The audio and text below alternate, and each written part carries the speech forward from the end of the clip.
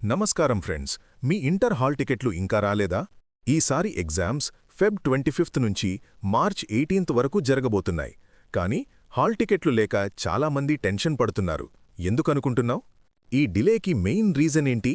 నేను Sanjeev, exam wire channel నుంచి ఈ విషయం గురించి చెప్తున్నాను.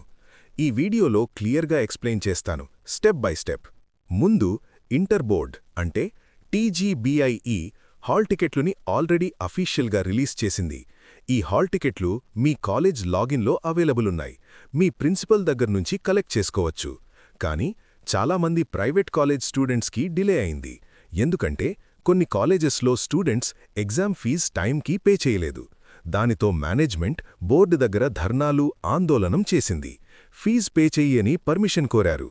ఇప్పుడు బోర్డ్ 99.9% ష్యూర్గా ఎగ్జామ్స్కి 24 to 48 అవర్స్ ముందు అందరికీ హాల్ టికెట్లు అవైలబుల్ చేస్తుంది. ఆల్రెడీ రిలీజ్ అయిన హాల్ టికెట్లో QR కోడ్ ఉంది. దాంతో ఎగ్జామ్ సెంటర్లో ఈజీగా ఐడెంటిఫై చేయొచ్చు. విద్యార్థులు మీ కాలేజ్కి వెళ్లి హాల్ టికెట్ కలెక్ట్ చేసుకోండి. అందులో ఏదైనా తప్పుంటే వెంటనే ప్రిన్సిపల్కి చెప్పండి.